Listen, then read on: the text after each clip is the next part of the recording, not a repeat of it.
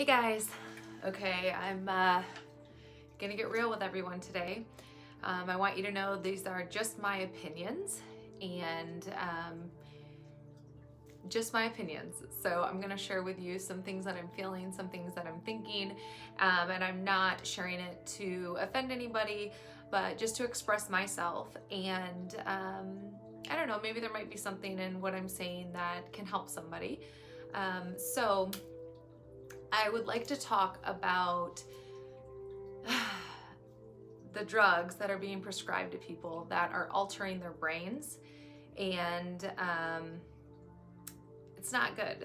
So I'm going to speak from my experience. So this is like publicly sharing my stuff. So years ago, I struggled really bad with depression, and it was a really, really hard time in my life. And I felt very alone and thought that going to see a doctor, maybe there was something that could help me, like a pill, right? Us Americans, we're really good at that, going and getting a pill, thinking that it'll solve everything. And that was my mindset. And unfortunately, I had struggled with depression since high school. And then into my 20s, it got really bad. So I went to a psychiatrist and met with them, wrote me a prescription for a couple mind-altering drugs in a matter of like 20 minutes. So of course I went home and I took them. Months had passed and I wasn't getting better, thinking that the drugs were gonna make me better or at least help me deal with whatever it was that I was dealing with. The funny thing is I wasn't dealing with any of the things I should have been dealing with. But anyways, so go back and I'm on 3 different mind-altering medications. And fast forward a little bit, I got to the point where I just didn't want to live anymore. I looked in the mirror, I hated the person I saw. I couldn't even just stand being inside my own body. And I thought, well, maybe I should go back to my psychiatrist and maybe he can write me a prescription for something else, right? There's got to be another pill that'll help me. And that was my mindset. And I went back to the doctor, and I share this in my book. And that day, I will never forget it. I'm very thankful that there was this little light inside of me that started to stand up for me. And I know some people don't have that. They don't. And unfortunately, those people, some of them take their own lives.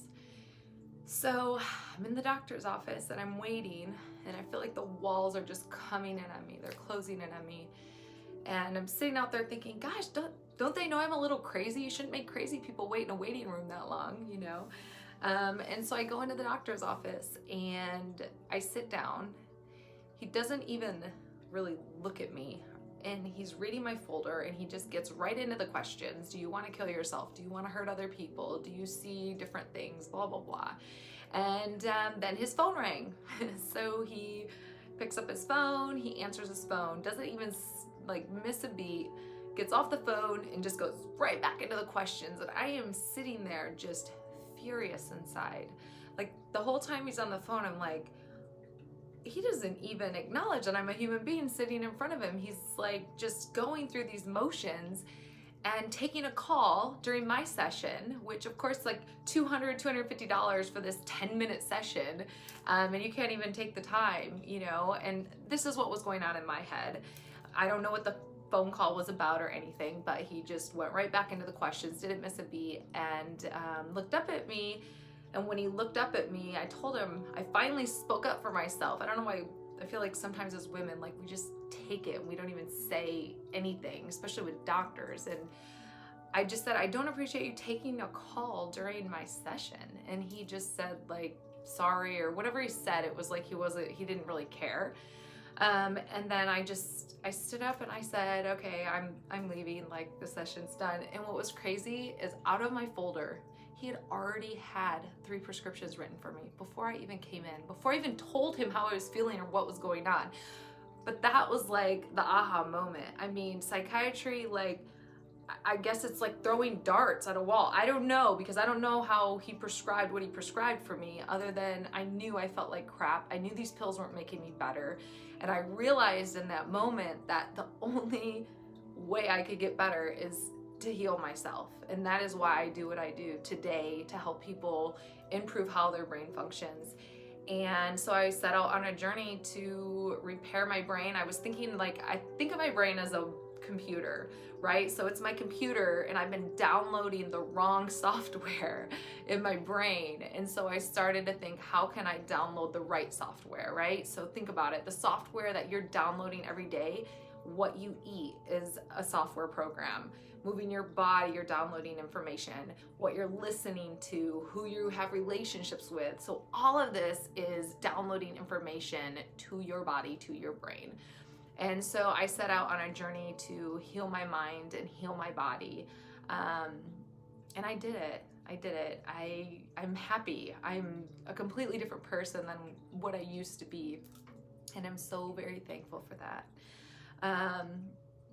But in the area and the platform that I have now, working with people on their brain health, it is blowing my mind how many people are on medications. And don't get me wrong, medications save lives. There are some people that need medications.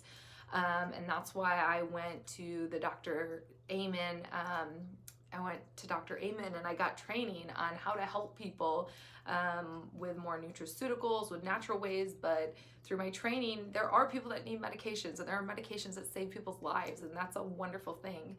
But when it's the first line of defense, when it's the first line of helping and healing, I just feel like there's an issue with that. And these kids that are coming to me, I mean, I have kids, 7, 8-year-olds telling me they are depressed. I have 18, 19-year-olds tell me they have anxiety, that they're depressed. And some of these kids that are coming to me are on medications.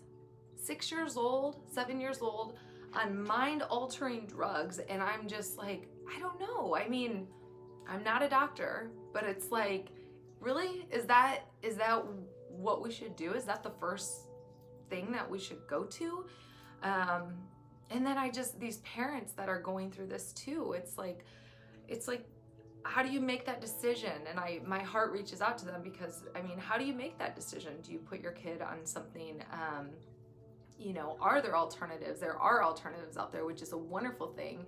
And at what point do you make that decision? But then if, we as parents, if we're not doing good ourselves, right? And we're taking stuff, I mean, I don't know. So that's just something I wanted to share that was in my heart today, is, bringing just awareness to, if there is something going on with you, if there's something going on with somebody talk to them, be there for them. Talk about, what is it you're eating? Are you exercising? What are some coping mechanisms that are healthy for the body that we can help you with?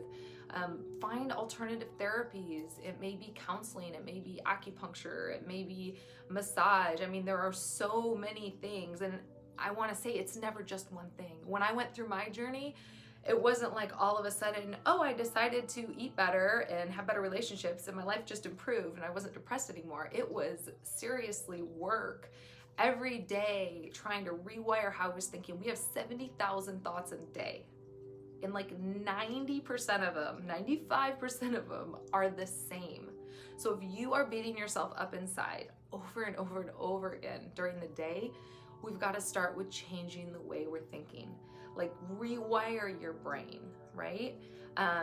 For us to change what's going on within us, we need to change the daily patterns, the daily systems, the daily habits that we have, right? So for things around us to change, we've got to change what's going on within us. And all of us can change the way our brain is firing and wiring. All of us can start to change the biology and what's going on within us. Every 150 milliseconds, you guys, you have a thought that you can change that thought to change how you're feeling. In 150 milliseconds, you can change how you're feeling. So we do have that power, but I understand that when you're feeling down, it's hard to find that power within you. But I hope that if you are feeling down, or someone, find that light, help them find that light and get help in ways that are going to fill you up and lift you up. And I don't know, you guys, I just wanted to share this today. So I hope this helps some of you, and thank you for being open, for me letting me share a part of my story with you. And I just want everyone to feel happy and whole inside. Thanks, guys. Bye.